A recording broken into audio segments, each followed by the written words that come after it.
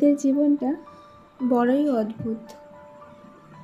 কেন কি একটা মেয়েকেই সারা জীবন মানিয়ে নিতে নিতে আর মানিয়ে চলতে চলতে জীবনটাই শেষ হয়ে যায়, আর রইল সারা জীবন কম্প্রোমাইজ আর স্যাক্রিফাইস। মেয়েদের ক্ষেত্রেই এই দুটো দিক গ্রাহ্যকর। তো যাই হোক, অনেক কথা হবে আর অনেক গল্প হবে। তার আগে আমি আমার পরিচয়টা দিয়ে নিই। নমস্কার বন্ধুরা, আমি প্রিয়াঙ্কা। আবারও চলে আসলাম আরও একটি নতুন দিনে, আমার আরও একটি নতুন ব্লগে। আমার সকল মিষ্টি বন্ধুদেরকে অনেক অনেক স্বাগত। তো সকাল 6:30টার দিকে তোমাদেরকে দেখালাম তোমার দাদাভাই স্কুল গেছে, মানে স্কুল যাচ্ছে, যেহেতু এখন সকাল সকাল স্কুল হচ্ছে। আর আমরাই উঠে পড়েছিলাম আমি 6টার দিকে, আর তোমার দাদাভাই আরও আগে উঠে পড়েছিল। তো আমি যেহেতু উঠে পড়েছিলাম, আমার ব্রাশ টাশ হয়ে গেছে, আর সংসারের এই ছোটো ছোটো যে কাজকর্মগুলো থাকে ওইগুলোই করে নিচ্ছি। আর এদিকে আমার ছেলেও উঠে পড়েছে। তবে ওই কাজ করতে করতে মাঝখানে অনেকটা সময় কিন্তু অতিবাহিত হয়ে গেছে, আর ওই সময়টা ওকে তুলেছি, মানে কাজ করতে করতে তারপরে ওকে তুলে ব্রাশ টাশ করিয়ে ওকে ওদিকে পড়তে বসিয়ে দিয়ে চলে এসেছিলাম বেডরুমটা ভালো করে গুছিয়ে নিতে।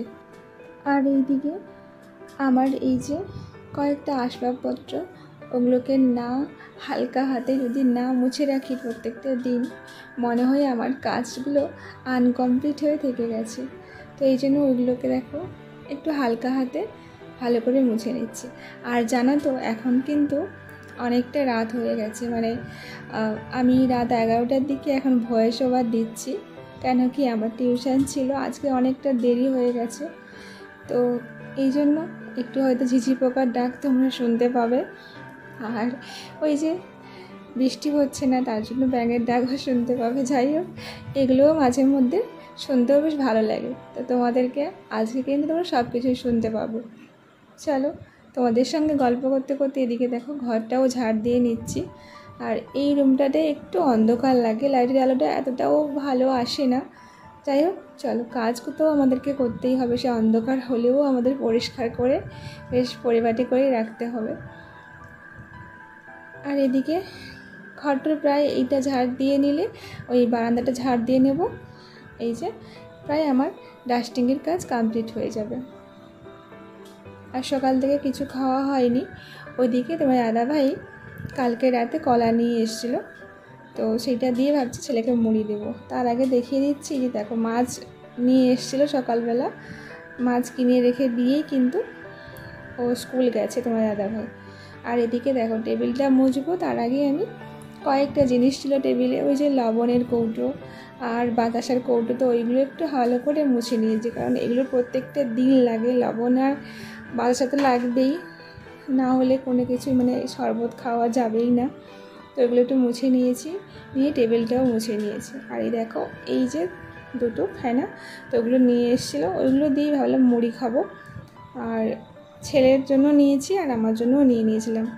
এদিকে দেখো বাতাসা আর কলা, এটা দিয়ে মুড়ি খাচ্ছি আজকে। ছেলে বলছে মা ভালো করে মাখিয়ে দাও কলা মুড়ি, আর ও খেয়ে নেবে। আর এদিকে এই চামচটা নিয়েও বসেছে, এটা দিয়েই খাবো। চলো, এদিকে আমরা খাওয়া দাওয়াও তো করে নিয়েছি, নিয়ে একটু বাইরের ওয়েদারটা দেখাচ্ছিলাম। দেখো, জানো তো, আমি ভাবলাম যে যেহেতু কাজ টাজগুলো হয়ে গেছে, যাই এবারে মাছটা আমি বসিয়ে দিই, মানে ভেজে নেব।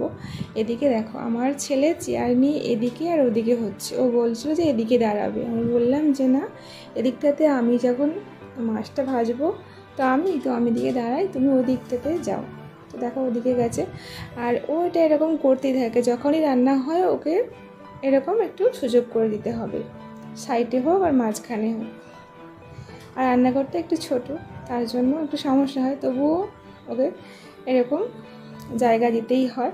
চলো, আর আজকে তোমার দাদাভাইয়ের নেমন্ত্রণ আছে, তো ও স্কুল ছুটি হওয়ার পরে ও সব টিচারেরা নেমন্ত্রণে খেতে যাবে। তো যাই হোক, আজকে তাহলে তোমার দাদাভাইয়ের রান্নাবান্না হবে না, আমার মা ছেলের জন্যই রান্নাবান্না করব। আর ভাবলাম তার আগে মাছটা মানে ভেজে নিই, যেহেতু হাতের সময় ছিল। তো মাছটা বসিয়ে দিয়েছে, মাছটা ভাজতে একটু সময় লাগে।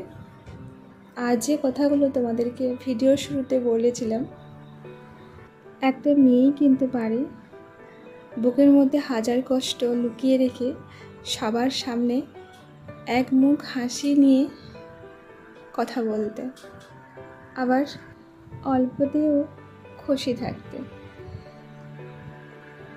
তারা কখনো দেখে না যে তারা বিয়ের আগে যে জীবন কাটিয়েছে, বিয়ের পরে যে জীবন কাটাচ্ছে, হয়তো তাদের মধ্যে আকাশ পাতাল পার্থক্য থাকে, তবুও তারা একটু ভালো থাকার জন্য বা মনের যে শান্তি, তো সেটার জন্য কিন্তু সব কিছু সয়ে যেতে পারে। আর একটা মেয়ে তখনই কিন্তু সুখী হয় যখন তার স্বামী তাকে সঠিকভাবে মূল্যায়ন করে। তো দেখো, তোমাদের সঙ্গে গল্প করতে করতে এদিকে কিন্তু আমার অনেকটা কাজ এগিয়ে গেছে। ওদিকে